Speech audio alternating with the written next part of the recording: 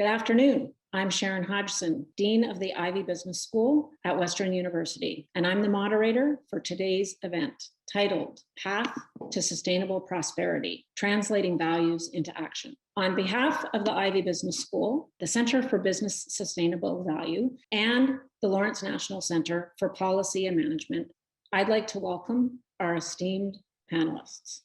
First up, Mark Carney, former governor of the Bank of Canada and the Bank of England, currently the UN Special Envoy on Climate and Finance, and a vice president in Brookfield Asset Management. Prior to entering public service, Mark spent 13 years at Goldman Sachs. He recently published a book titled Values, Building a Better World for All, which has now become a national bestseller. And we're fortunate not only to have one former banker in the central banker on our panel today, but we have two. Stephen Poloz, who is the former Bank of Canada governor. Stephen has 40 years of public and private sector leadership experience in financial markets, forecasting, and economic policy. He serves as the chair of the Lawrence National Center Advisory Council. He's also the special advisor at Osler. He's a board member at Enbridge and CGI, and a proud alumnus of Western.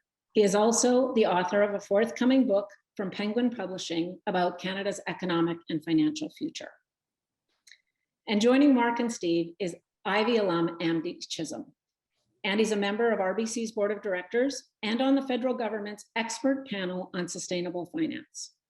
Ivey's advisory chair as well, and he's on the Sustainable Advisory Council as well.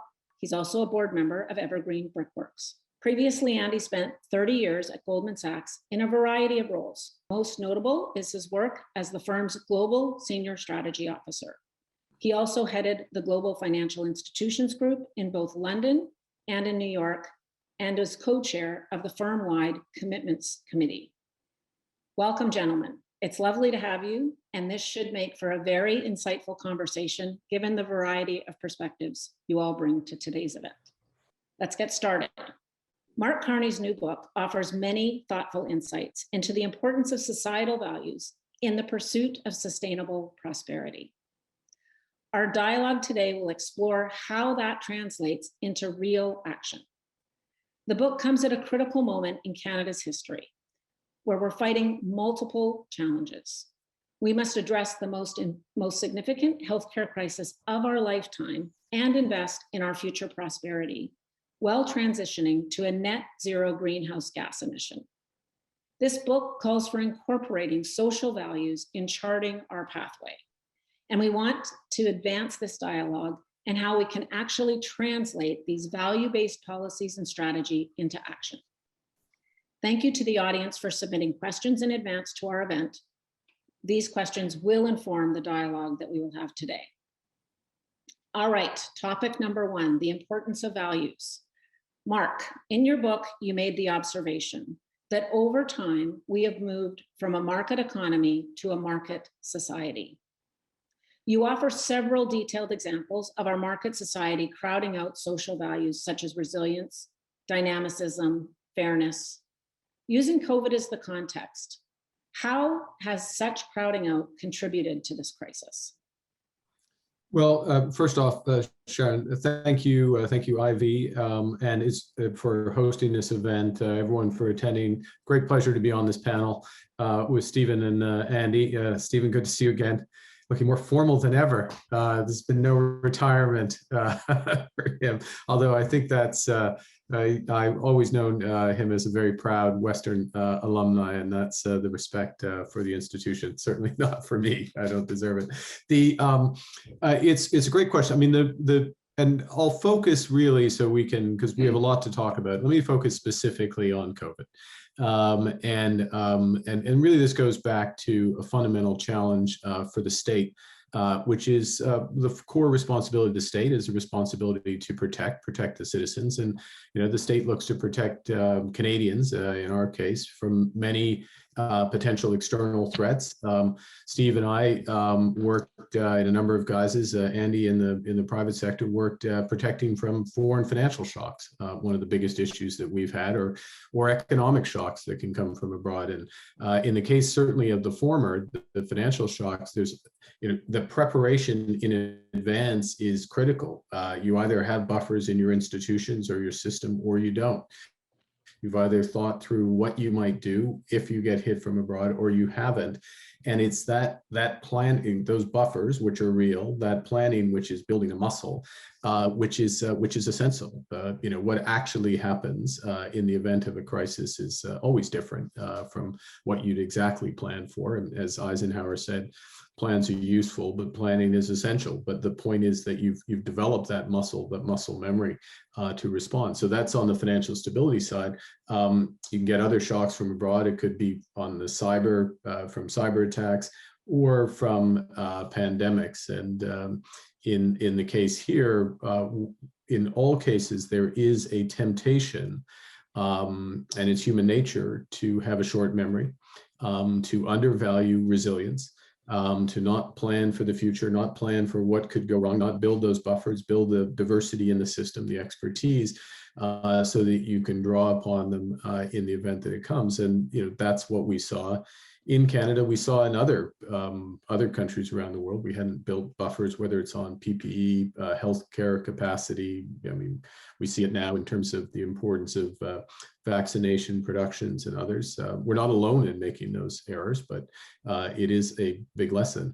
And to draw it together, one of the challenges, I think, that Steve, I'm interested in your perspective on this. One of the things, it's easy. I had it easy in many respects in that, as a governor, in that tough decisions were made by David Dodge and others to build up the capacity of the financial system. We drew on it during the crisis. And then we had the immediate memory of the crisis in order to react and improve the system. Those memories fade over time. Things get taken for granted. Success is an orphan when you're building up resilience. You only see it when you don't have it, and that is a value we need to have. A value we need to reinforce. If I'll just finish on this, which is a more positive element, and I think it is important to draw some of the positives from what has been a tragic experience for all of us and for the country, is the way Canadians have reacted and the values that Canadians have demonstrated of solidarity, of a sense of fairness, of community, of compassion, working for each other, and the opportunity, the responsibility even going forward is how to build on that basis, how to honor those values and reinforce them. And so I'm hearing a little bit of, there's some lessons learned that we've got from previous crises that may have allow us to be more focused in the future on putting social values front and center in terms of charting our future prosperity. Steve, Mark mentioned it'd be interesting to get your perspective on this, but you were at the helm of the Bank of Canada when the health crisis broke out. And certainly we took some pretty swift actions around monetary policy to cushion the economic fallout. What are your thoughts on Mark's arguments around values in the path forward in this critical juncture? Well, he's right. I mean, the fact, of course, we start with the pandemic is almost the natural disaster of the first order. Is absolutely tragic in its effects. But the lessons from 2008, 2009, actually 2007, to be honest, starting there, those lessons were front and center during this crisis. And that's exactly why I think the response was so rapid.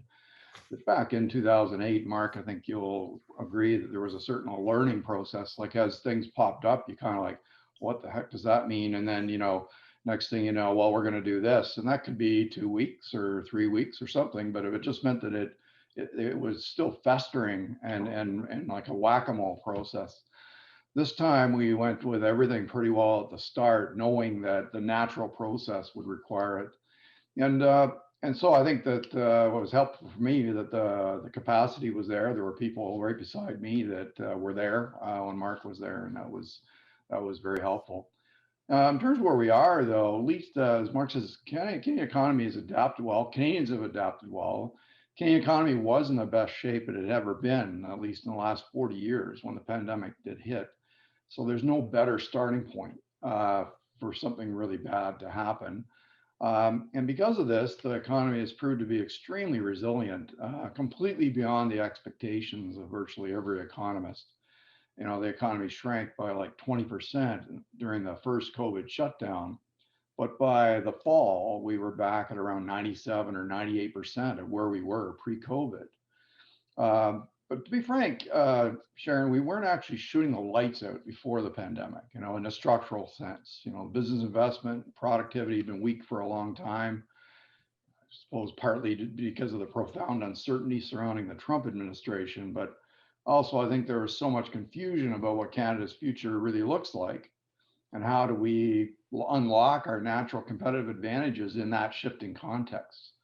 I think we'll be in a K-shaped economy for the foreseeable future, you know, two-track economy with part doing well and the rest struggling. And, you know, right now the COVID affected sectors are in the bottom part of the K. Some of that might be permanent, as Mark suggested, but the rest is where we're operating pretty normally.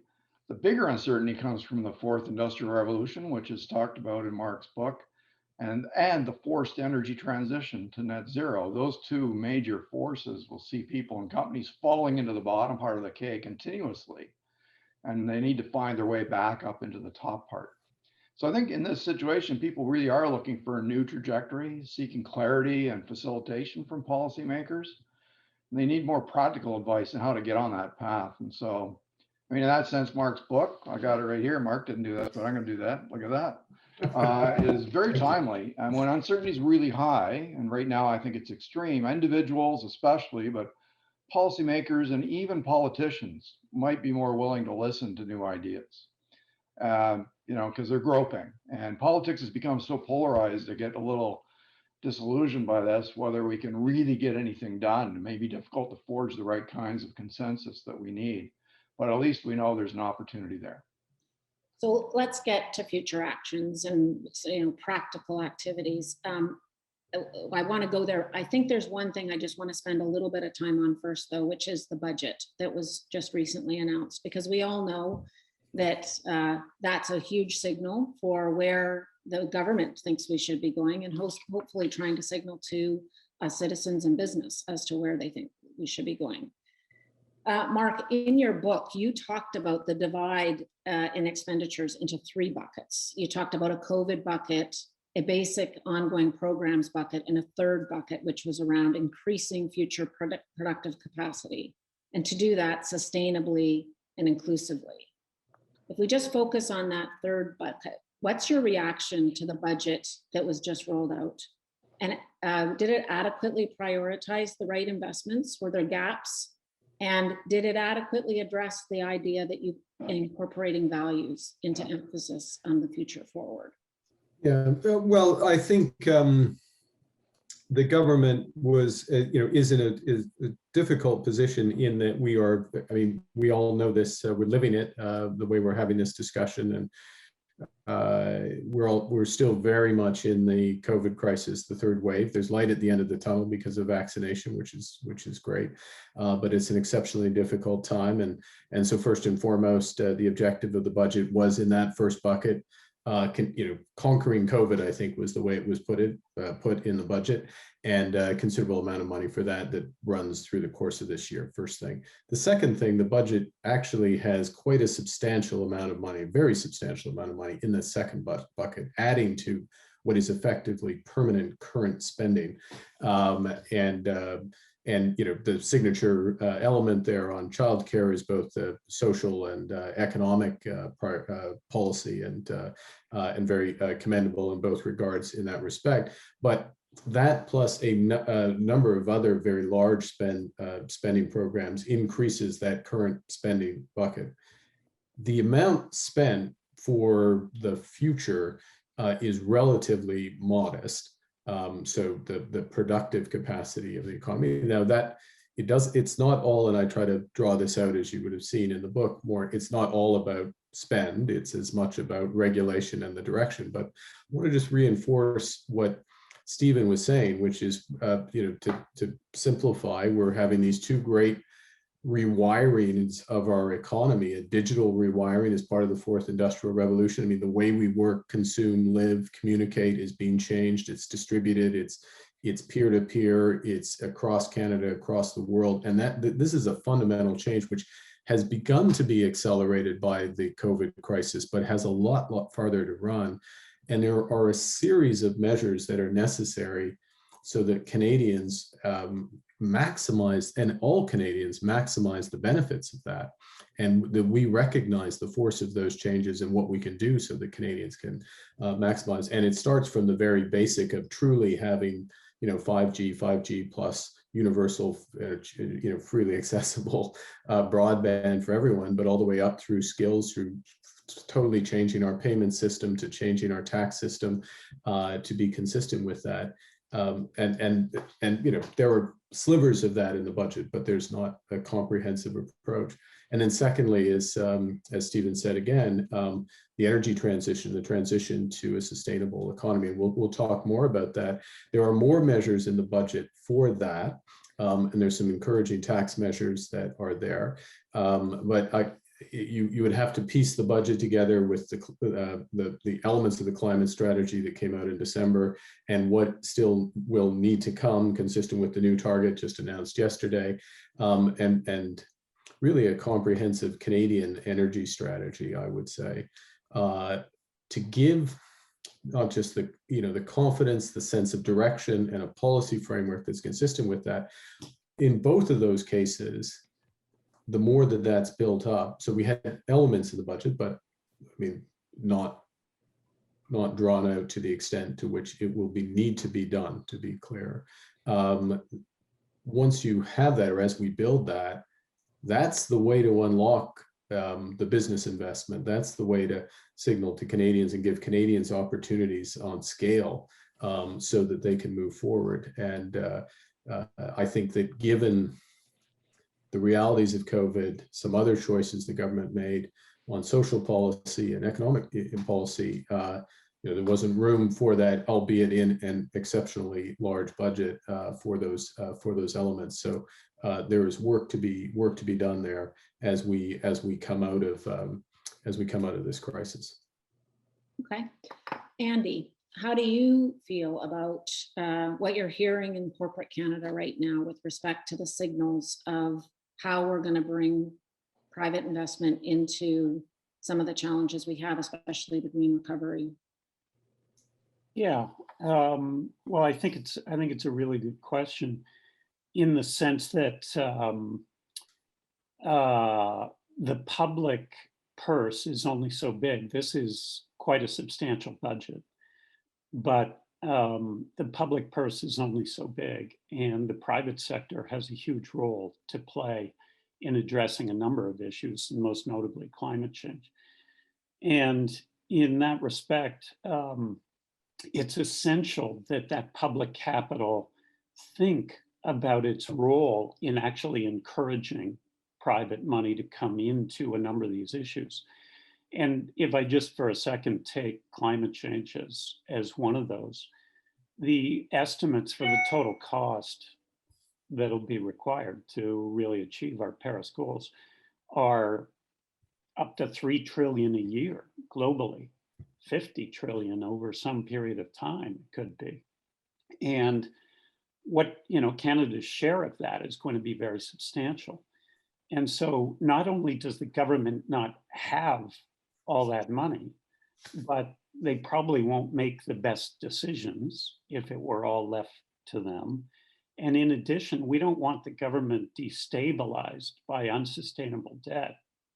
And we do want the private sector very heavily engaged to take this on, to adapt, create the solutions, normalize their practices, et cetera. So what sort of ingredients are required for the private sector to come in? And again, I'll just extend on the climate aspect of this, but there'll be variations on a theme related to other aspects. And with regard to climate, you need a price on what you're trying to reduce here, i.e. GHGs. Otherwise, innovators are not in a position to compete. You need very certain and clear policy direction because these are long-term capital intense decisions that corporations are making. You need pathways, going to Mark's point, you need pathways that the sectors can envision and coalesce around and get excited about. And you need regulations that align with that, that can be strict, but they've got to be streamlined. And in that context, you need to make sure that there's support for innovation and training and retooling, and you need to create the demand for companies. And at the end of the day, they need to have a competitive cost of doing business. So that goes to tax structures and other aspects. But at the end of the day, they also need to be able to earn a decent return. And if it ends up that it is difficult to earn a decent return on some of the solutions that are required, then you need to create the financial structures in order to allow different layers of capital that might have different expectations with regard to the risk and return that they take on to come together to tackle a problem altogether in that respect.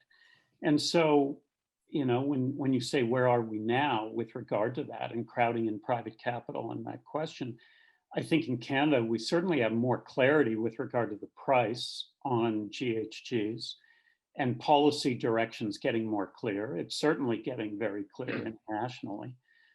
And there's more and more support and alignment for innovation and around these desired outcomes. But with regard to the other things I mentioned, I think there's a long way to go, and it's a big job. Yeah. I mean, if you look at some of the data, Canada, if you look at Climate Watch, for example, we have the highest per capita emissions of all of the G7 countries, and we're among the 10 largest emitting economies in the world. And we've made these formal commitments. Mark, you mentioned even as recently as yesterday, we heard the federal government come out with this direction on emissions going to 40 to 45% below the 2005 levels. And we have to get there by 2030. Andy, you have indicated that there's lots that is going on to incent the private sector to put money involved. But Steve, what do you think? Where are you on this? Have we done enough? Are these the right things that are going to drive action? Well, look, I think the budget to start with is maybe not quite the inflection point that many are making it out to be.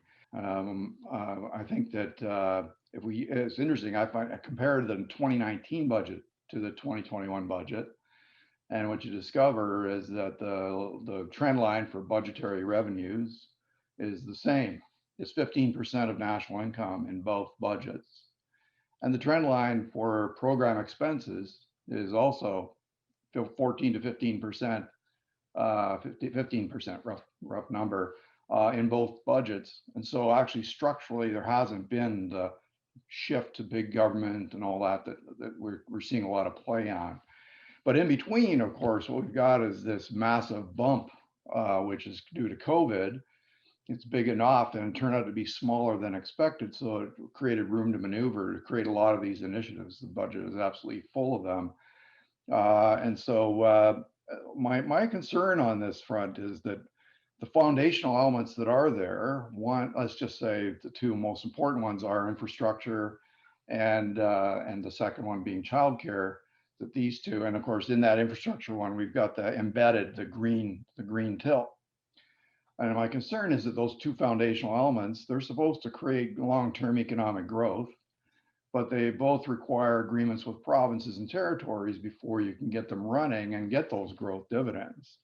And we saw with the infrastructure program, it was launched in 2016. It's up and running reasonably well now, but it was very slow to get going because the project proposals all had to be filtered to ensure that they really would contribute to future growth. That's the right thing to do, but it took a long time for each province to agree on its list of projects.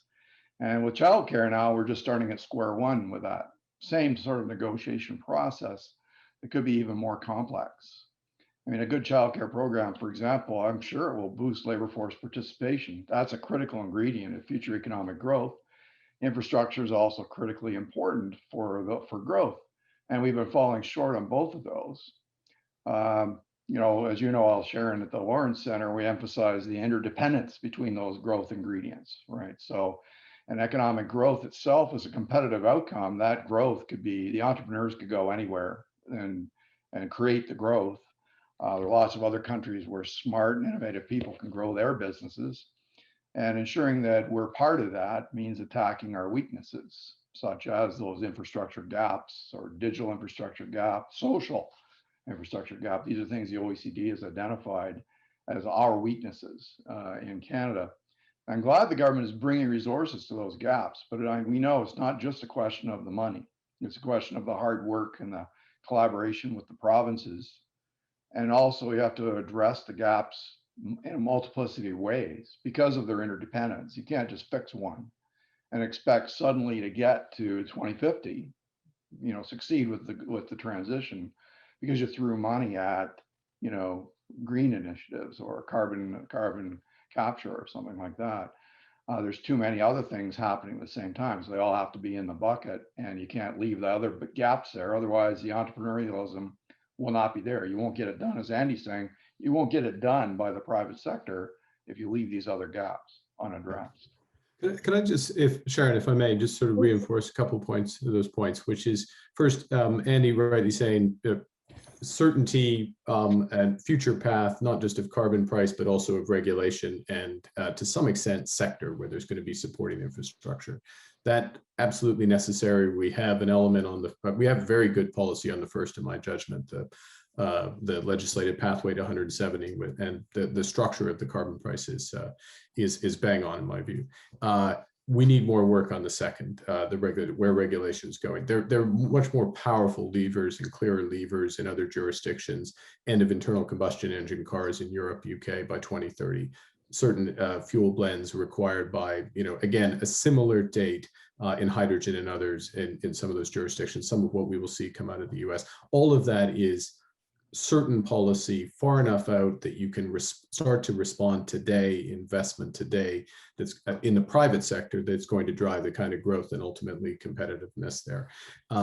The second thing is, the scale of, I absolutely right, Stephen's absolutely right, of course, in terms of the lags on public investment, partly because of our federal structure, but any government always lags in terms of public investment. So doesn't mean you shouldn't do it, but if that's your growth strategy for coming out of the pandemic, that you're going to be disappointed in terms of the multiplier effect. And the third thing is the scale of what we're going to need in terms of investment. I think we're underestimating the scale of investment we will need for the energy transition. It is very, very large. It has to be driven by the private sector. It has to start now.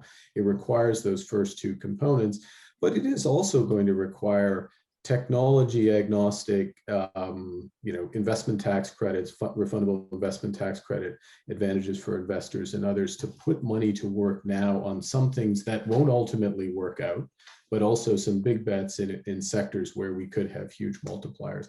And there's more work that, in my judgment, there's a lot more work that needs to be done.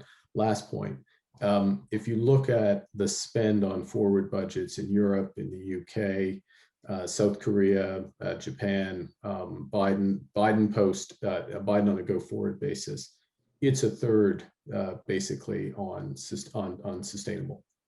Sustainable infrastructure, future transportation, et cetera. If we're in double digits, we're lucky in this budget. So that gives a sense of the issues. Now, there's different ways to do it, and there's always other budgets. And I'll just circle back and finish here, which I think where I'd start is that this budget had a heavy element, very understandably, around conquering COVID and some other social programs, social/economic programs. I mean, don't forget the big chunk of this budget is including on the OAS bump up for seniors. So it's not the growth budget that we're going to need. You mentioned a lot about what we need to do to transform in the energy space. And you also highlighted in your book that, and we all know this, that the impact of climate change isn't equal, as well as our ambitions for implementing our climate agenda are not going to be impacting Canadians equally. Right. You think specifically the energy sector, and you feel much of the pain of this transition is likely to fall on our friends in Western Canada. One of your values that we are emphasized is this whole idea of solidarity. Yeah. How do we balance the losses and impacts of climate change and the imperative to act, so that we can make it, so that we bring Western Canada along on this journey with us, and that they don't get hit harder than the rest of Canada throughout this transition process? What are some of the things that we should be doing? Yeah, and to be absolutely clear, there are, I'll just reframe the question slightly at the end, which is there are parts of, quote, the rest of Canada that will benefit almost immediately from the climate transition because of the industrial structure, and so that makes it even more important to have this solidarity and this regional solidarity. I think, Sharon, it's very important that the question and the issue is put squarely on the table at the heart of the transition, and that this is an absolute and continual focus, and recognizing the scale of the issue. There's 600,000 people, in the energy sector, principally in Western Canada, and then of course a multiplier effect across from that. So these numbers are very, very large, and these are good, high-paying jobs. So we're not just replacing any jobs; we're replacing currently good, high-paying jobs. Now there is ways to do this, and I did agree with President Biden yesterday started. The event. I think it was live streamed, but I happened to be at it, but it was live streamed where he said, when he thinks climate change, he thinks jobs, he thinks good jobs. And now the question is, are those good jobs in that transition, where are they going to be geographically distributed? And I do think that in terms of, and this is part of government strategy, Alberta strategy, is what are some of the areas where we can really grow and have a competitive advantage in the outer decades. Carbon capture and storage, at direct air capture, but also in situ capture, yes. Hydrogen, particularly blue hydrogen, huge opportunities there as well. They're not assured, just to be clear, but they are very complementary in terms of some of the skills, methane capture, building, using and building, and Stephen knows this well from some of his work, pipeline infrastructure that would need to be built in order to do that, some export opportunities and others. So really concentrating in those areas, those scarce dollars, and the regulatory focus to build those up as energies of the future. But I think as well, these industries at present are, there are tremendous resources, financial resources that come from them, including to the federal government, and through personal taxes, corporate taxes, multiplier effects. And I think the duty is to recycle those resources into those regions and into the industries of the future. And I'll finish with this. And I look, it's not just an anecdote. When I was born, when I was growing up early on, the oil sands happened to be known as the tar sands at the time. They were known as the tar sands in Alberta originally, and they were a concept that was just beginning to be turned into a reality, and then has become this major export industry. And that's an expertise and a capacity that can be that can be part of the very much front and center in this energy transition.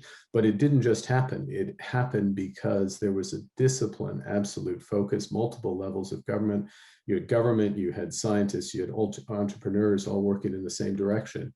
And we need that, first, that strategy. We need the financial resources to come in behind. And we need to recognize, last point, which is where you started, is to have as much as possible the regional concentration of that, so that we can buffer the adjustment that will come. Thanks. Steve, just tell me a little bit about some practical challenges that we're going to face in the transition, especially dealing with this inequality? And are there policy drivers that you can think of that could potentially mitigate some of this or exacerbate some of the regional effect beyond what Mark's already suggested? Yeah, I think that's a good place to go. Look, let's give some credit where it's due. In the budget this week, there was a section on the net zero accelerator, which I thought was pretty good and very practical. And it is to make money available to invest in decarbonizing large emitters like cement production, steel production, heavy oil production, right? So as you say, Mark, in situ. So I think that's truly a practical thing, quite distinct from the sweeping kind of we must get there kind of thing, which is more commonly heard. So I was glad to see that, and that can make a meaningful difference because it's a big source of emissions. But let's agree that Canada is a leading global energy producer of all kinds, and agree also that the world's path to future prosperity will mean steadily rising demand for energy. It's not reconcilable with a major collapse in energy supply as we get through that. So we need to figure out what options we actually have for getting to net zero as Canada, as the world, but let's try to keep it down to our problems. So we need to figure out what paths are available to us and actually choose one, not have a whole bunch of them, but to choose one. And it needs to be an option that clearly reconciles our green ambitions, which are major ambitions. It needs to reconcile those ambitions with our economy's carbon backbone. I mean, in practical terms, to me, that means focusing as much as we can on things like I just mentioned, carbon capture. Those initiatives can make all the difference. In the end, our natural advantages can play a key role in a clean global energy future if we strategize around that core idea and not try to shoot in every direction at once. Find the path. So, for example, is hydrogen a big opportunity for us? Well, I sure think so. And we have a fantastic source of it with all that natural gas. We were going to export all that LNG, because that was seen as a clean fuel not that long ago. And we kind of let that window kind of slide by us because of how long it took us to approve things and get things done. Hydrogen is a big opportunity, but we will need to invest in energy infrastructure to actually deploy it. And we need to be able to get those things approved.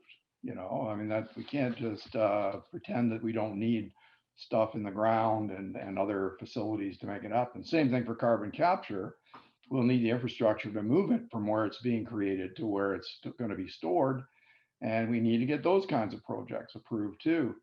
And so natural gas combined with carbon capture gives you a really clean resource for the world's energy needs. It gets us through this period where otherwise supply of energy would drop. By the way, as the price of carbon rises, which Mark refers to, I mean, the value of just capturing carbon and burying it, it's the opposite of mining, eh? It's negative mining or something. It will become very attractive, I think.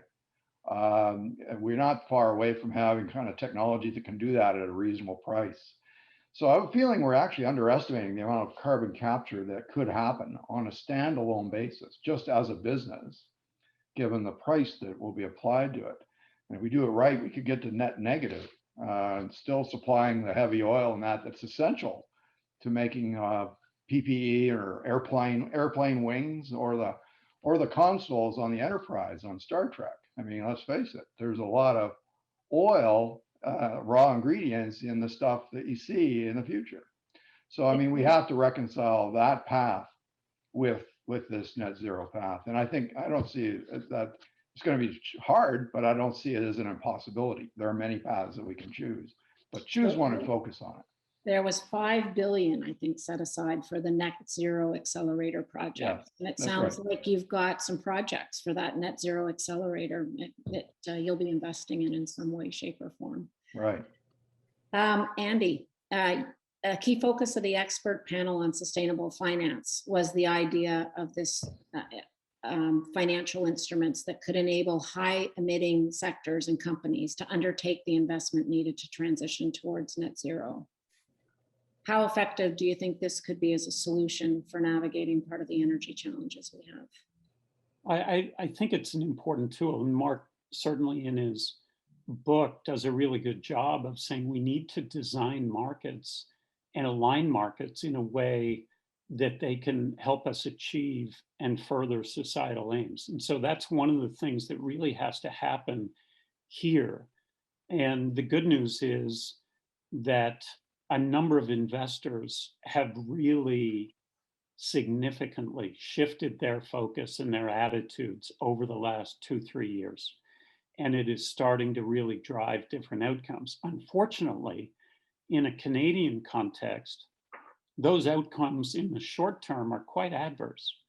In other words, the cost of capital for anything that has a carbon intensity to it all of a sudden is starting to rise, meaning it's more and more expensive for those firms to have to raise capital and so on.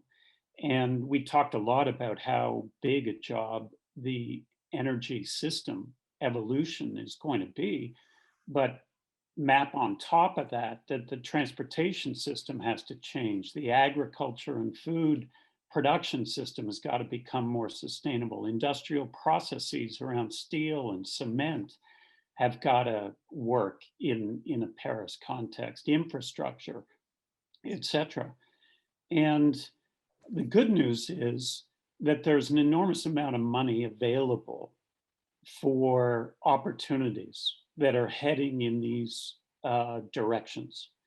In fact, in some ways, there's a greenium that's emerging in certain cases, meaning it's cheaper for companies that have a very overt alignment to be able to raise funds.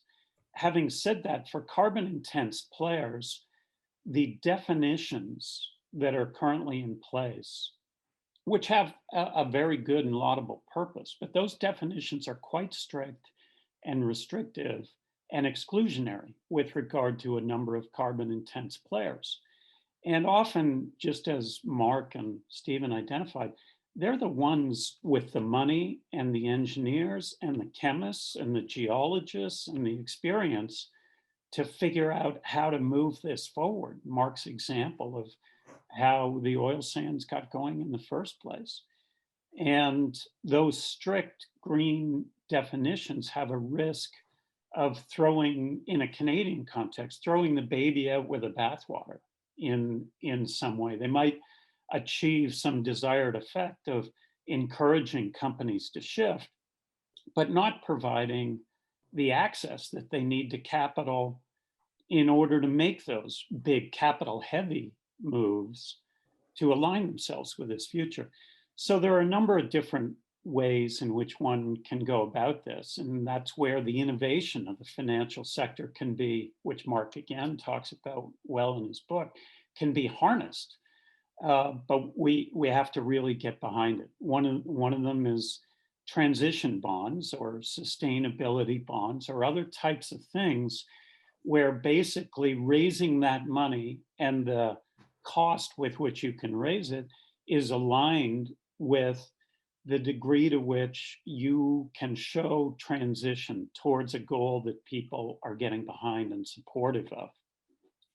And I think that we can do that as long as those definitions stay true to the notion of what does net zero really mean? What does transition really mean? So that it's not just, as they say, a greenwashing. It's something that's got some real teeth to it. Good news is there's a lot of people working on those types of solutions. But I think in Canada, we can really get behind some of this because, frankly, we can be outsized in terms of our role in creating these structures and executing these financial tools to align them with our ag sector and our energy sector and our real estate sector and our transportation sector, and thereby achieve these global goals. And I think it can be very effective. Mark talks about a growing asset class around transition aligned kind of financial instruments. I think there's big power to do that. But right now, it's sort of a cottage industry, and I think we got to go at it whole hog. Right. I like the idea of a greenium. It's a good word for us to move forward with. I'm going to make a slight shift here. I want to shift us to the topic of digital economy and social infrastructure. Undoubtedly, climate change is a huge issue for us, but this is an equally big challenge that we need to deal with. And Mark, in your book, you did talk about some of this and the fourth industrial revolution in particular, and the importance of bringing in use of a lot of digital technologies, AI, biotech, nanotech, quantum, and how that's going to have economy-wide impacts. But you also note the inequality issues that are particularly exacerbated by COVID-19, women and minority groups in particular. So what do you see as a key opportunity to challenge this revolution? And why, you focused a lot on this concept of digital by design versus digital by default, and how this digital by design might actually address all of these things, because we're trying not just to solve one problem, but we're trying to solve that systems of challenges. Yeah, well, thank you. So one of the things I try and go through a bit in the book is the experience of the past industrial revolution. So we've had three, arguably, and to simplify, what happens is that inequality increases. Ultimately, we get full benefits of those technological revolutions, whether it was steam or computers from the first and the third.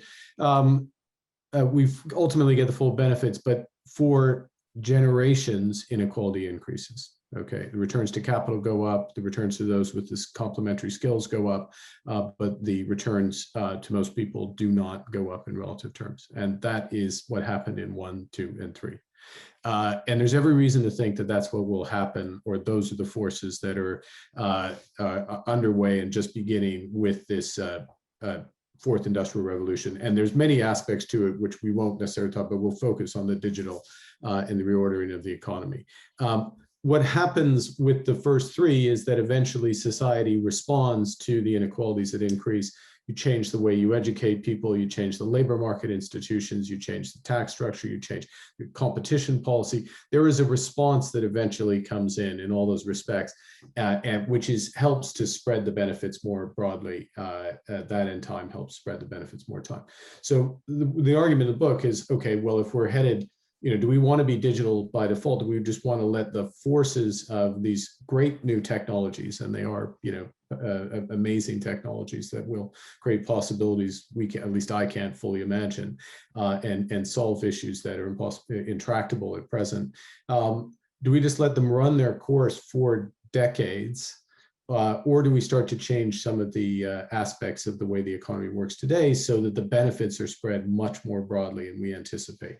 And obviously the argument is that we do that today. So part of that goes to, I'm looking at the Ivey symbol over your left shoulder. Part of it goes to education, and part of it goes to an educational structure. Look, we went in the first industrial revolution, we end up having universal primary education. Then we have universal secondary in the second. In the third, we get up to 70% of Canadians get some form of post-secondary education, very good post-secondary education. So not quite universal, but close. That mid-career training, institutionalizing mid-career training, and the opportunities for mid-career training for the next few decades is going to be incredibly important to build up and actually is incredibly empowering as well for individuals. I mean, who doesn't want to have new opportunities as you get into your middle years? But hopefully you'll also be in a position where you have a partner, a child, a mortgage, and so you need a support structure that bridges you through that. So it's not just about the places and what you're training people for, but a support structure that helps through that.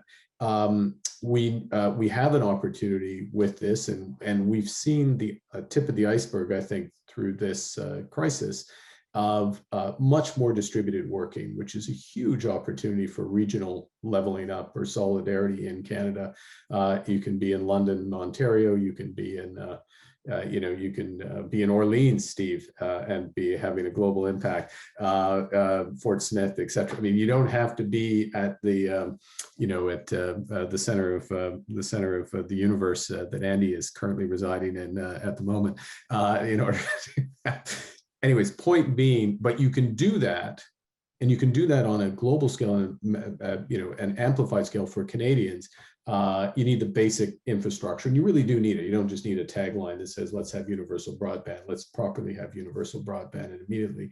And by the way, there's great Canadian companies like Telesat and Leo that can deliver that, and that has multiplier effects. And why don't we just do that today?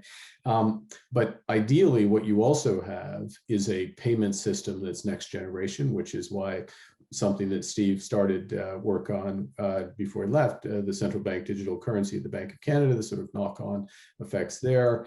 You have a system where you recognize, you work towards a sort of freer trade in services, including internal services for businesses, because you recognize standards in like-minded countries, and that creates huge opportunities for Canadians. So there's this huge series of things that we can do, including, again, and a lot of this, it doesn't all come down to the tax, but to make it, again, a tangible policy thing, which, what is the tax incentive to train people versus the tax incentive to install, some new machine learning technique. The latter, by the way, is tremendously advantaged relative to the former.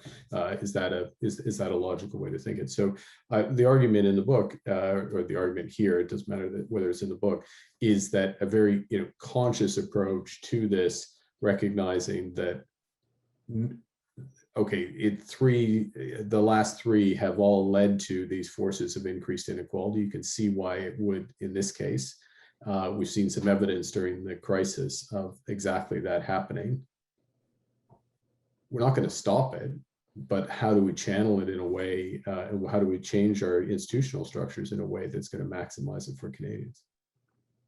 Steve, you've also looked at some of these previous technology revolutions, and I know you've got lots of lessons learned. I think about some of the things we've chatted about in the past related to making sure that we get standards in place that are common and open and consistent across provinces.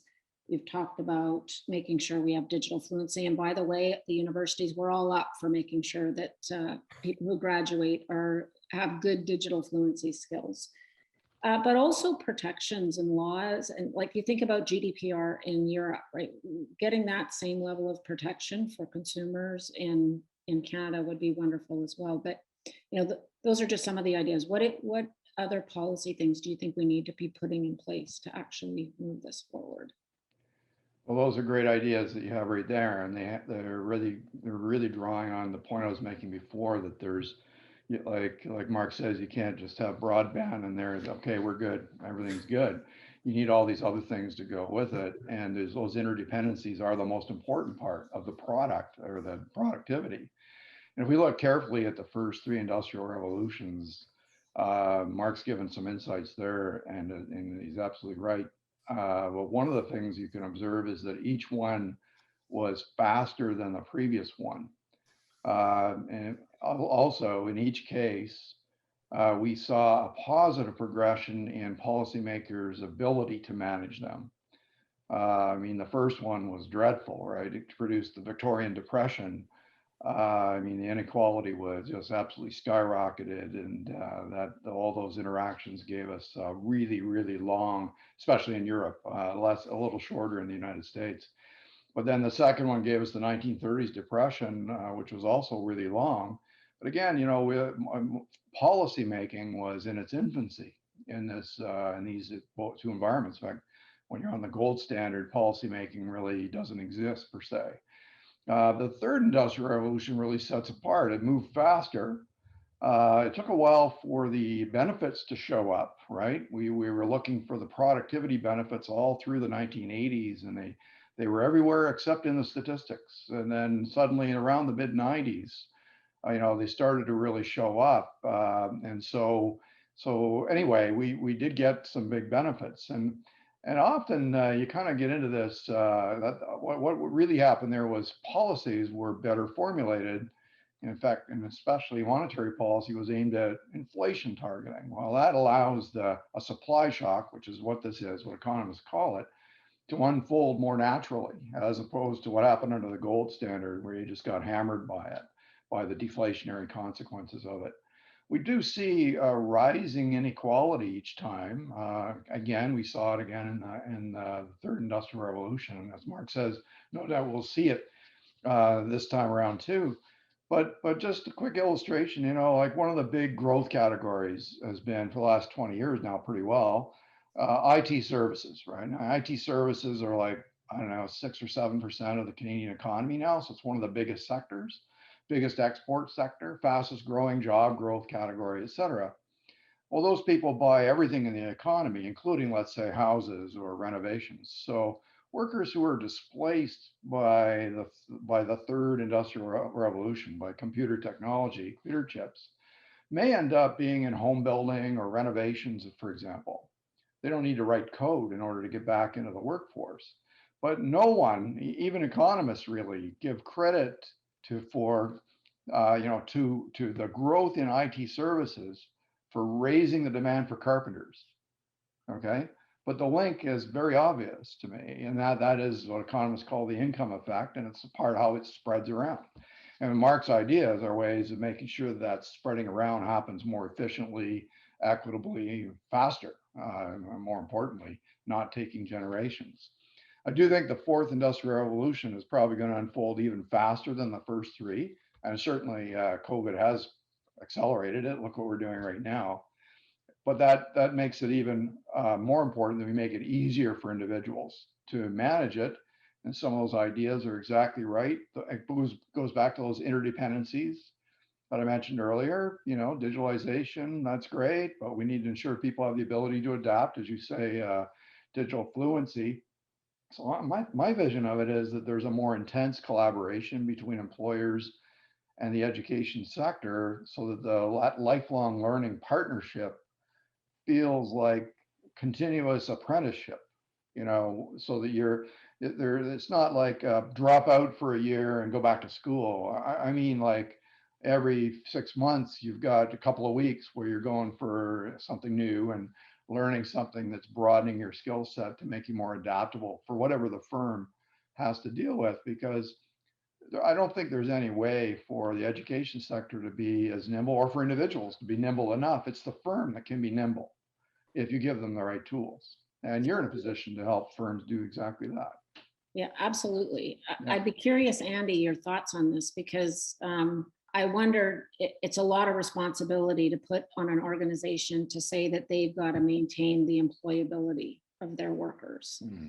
And do we leave that to good faith that they do that, or should there be policy and incentives to do that? I think in Europe, there's, at least in some countries, there's a requirement that employers actually fund executive development and ongoing development for their employees, and a certain amount of money each year that has to go into that. Is that the right way to go, or should we be thinking more about the good faith, hey, this is the right thing to do, back to the values principles, maybe?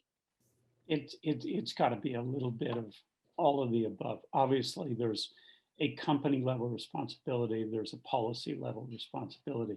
You'd like to believe that you could get more people that are more digitally literate when they come to the point of looking for a job with companies, and being able to transfer some of those digital jobs, or frankly, just the digital aspect of any particular job when they shift.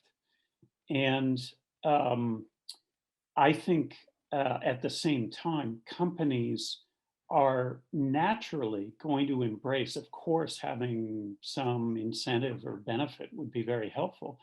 But if companies themselves are embracing technology as a competitive advantage and utilizing that in what they're doing to their best ability, then of course they're going to train their folks up, and the employees are going to be getting experiences that can then go from level to level and transfer from company to company.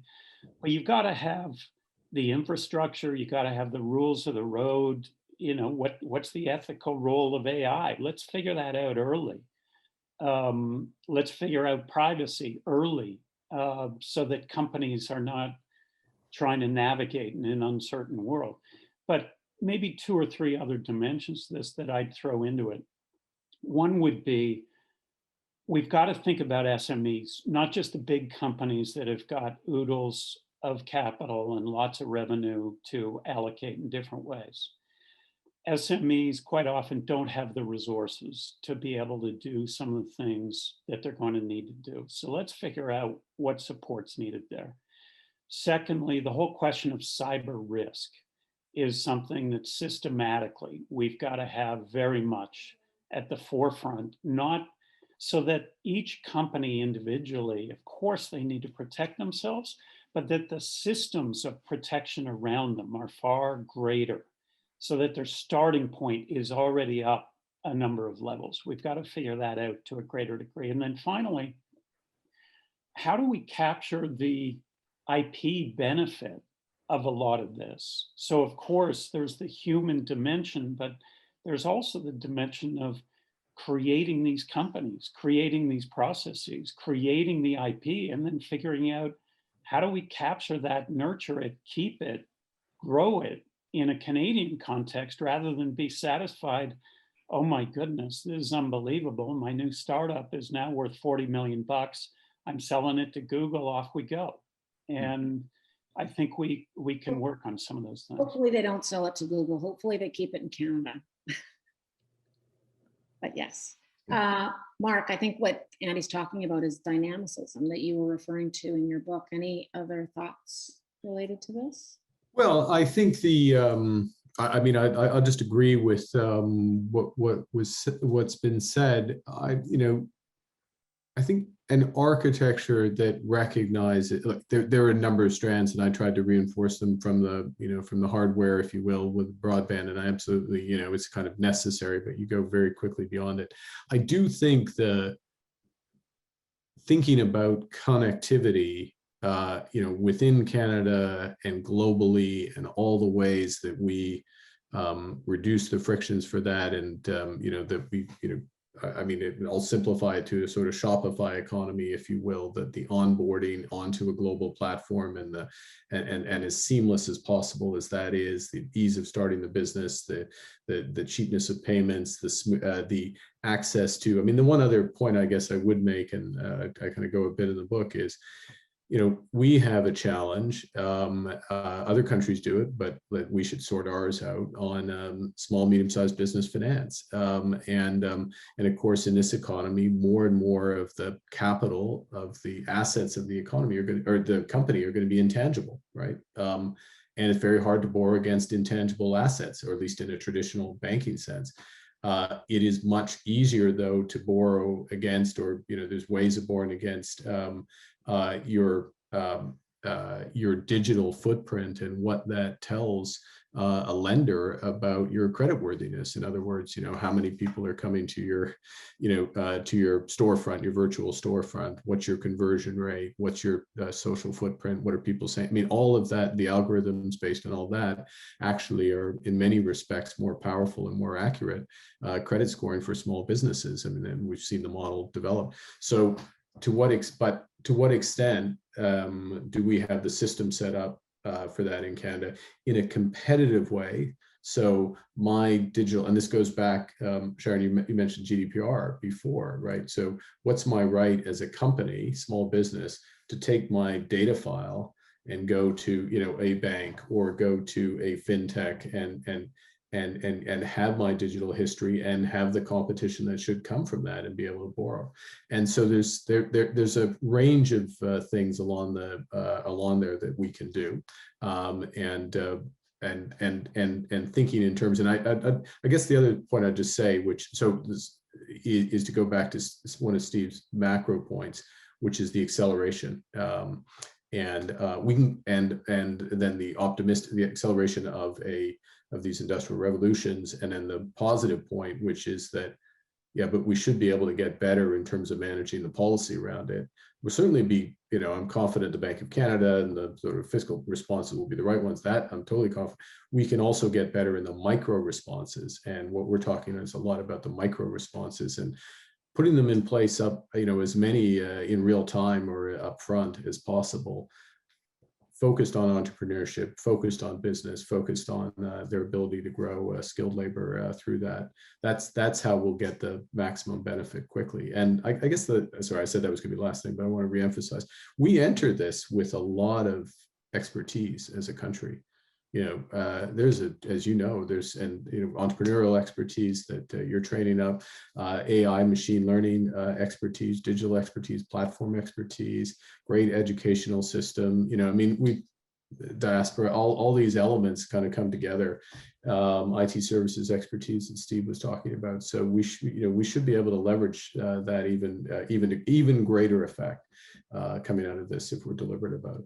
Yeah, I agree. We have so many great advantages in space. This is a real chance for us to drive our competitive advantage. And I hope through the coming years, we're going to be able to get these infrastructure in place, social, digital, et cetera, to make all this come together. We're coming to the end, and I wanted to give you each a minute to just share with the audience. There's over 2,000 people signed into this right now. All leaders in various forms of Canadian businesses, from small startups all the way through some of our leading corporations. What would be your key message to the audience around building Canada's path to sustainable prosperity? I'll give you each a minute. So let me start with you, Steve, since you're giggling. Yikes. Okay, well, I'll just say that thanks for having me, Sharon. But anyway, it's a great moment to have this particular conversation. As I mentioned before, the uncertainty that we face, the future will become even more uncertain, and we need a better roadmap for going there, and we need to choose our route. And I think right now we're kicking around ideas. We need to choose that route. And my hope is that we can help, if things like this will help focus that discussion on the practical issues so that the next step on that route is clear. And, when a budget has so many initiatives in it that it's over 700 pages long, to me, that demonstrates at least one thing, that is a lack of focus. So let's try to do the hard work of guiding those choices now. Get childcare up and running fast, collaborate more across governments to eliminate silly rules that cost us money every day. And in your part, Sharon, help people prepare for what is coming their way. Okay. Andy. Well, I'll market Mark's book for him because he's been restrained in doing that. I found a lot of the book really interesting, but one aspect resonated a lot, which had to do with how the business and financial system, if you put it in a historical context, has evolved, and that shareholder primacy, which has evolved almost to the exclusion of other factors, employee interests, customers, communities, environment, that sort of thing, how that was not always the case, and how markets are never static. They're never immutable, and they're always needing to evolve according to societal objectives and desires. And we're seeing how societal changes can come very slowly and then quite fast in step functions. And we're seeing that very clearly now on a couple of fronts. The environment is one, climate change. Obviously, the health emergency that we're going through and implications around that, equality and diversity and inclusion in those aspects. This rapid shift has occurred, and business has to embrace that. And the whole system has got to embrace that. And there's an opportunity, because I think we've shown that companies that do embrace it end up doing better. And how having a sense of purpose and values, which can sound, a little bit squishy, is something that if you back it up by real action and real plans, can be very effective. And So I'll just highlight net zero 2050 as being one of those things. This is a big major wave that's occurring. It's not a slogan. And as a result, for every government, for every company, this is going to be hugely relevant. And the slogan only counts if the plans and the strategies and the actions follow fast behind. Okay. Mark, did Andy steal your thunder since he? I should just, yeah, I shouldn't say anything and not mess it up. Look, the one value we didn't talk about is humility, and that's how I end the book.